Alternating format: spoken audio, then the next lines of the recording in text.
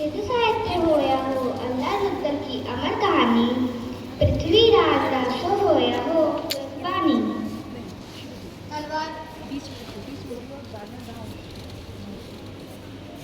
वीर कथाकार ने गाई वीरों की कहानी।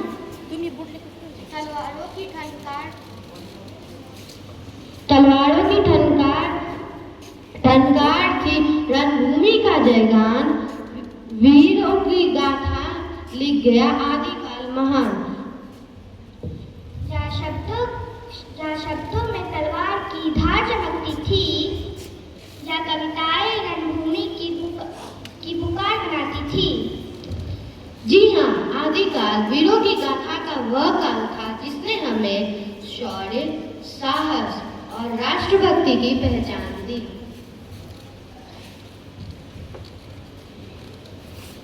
मीरा की कृष्ण हो या तुलसी के राम, कबीर की साखी हो या सुर के श्याम। तुलसी ने रामचरित लिखकर दिया उपहार, कबीर के दोहे ने जगाया सबका सार। भक्ति की धारा ने किया हर जीवन का उद्धार।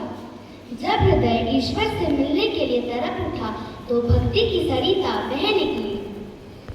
जी हाँ, भक्ति काल राम और कृष्ण भक्ति के साथ मीरा के कृष्ण प्रेम ईश्वर के प्रति मानव के आत्मा परमात्मा के साथ मिलन का मार्ग प्रशस्त किया।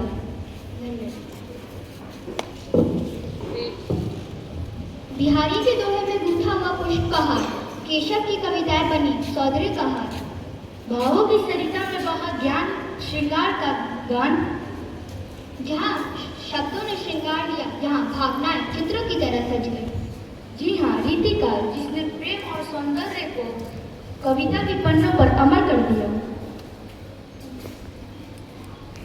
की करुणा, निराला का स्वाभिमान, दिनकर की गूंज से जागा भारत महान।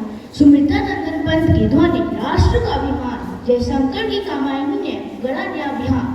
यह काल है प्रगति, संघर्ष, नवज्ञान का, हिंदी बनी ध्वजवाहक भारत के सम्मान का। प्रगतिवाद से लेकर छायावाद तक की छटा आधुनिक काल ने दी साहित्य को नई दिशा। जी हाँ, प्रेमचंद की कलम ने यथार्थ जगाया और निराला की वाणी ने नई दिशा दिखाई। जी हाँ, आधुनिक काल जहाँ साहित्य ने समाज की आंखें खोली, नए विचार दिए। प्रेमचंद के यथार्थ के दर्पण में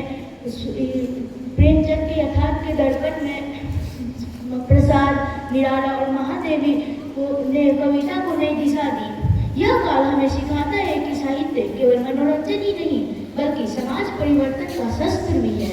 तो आइए हम सब मिलकर हिंदी को नमन करें, और हिंदी का मान बढ़ाना ही राष्ट्र का मान बढ़ाना है। धन्यवाद।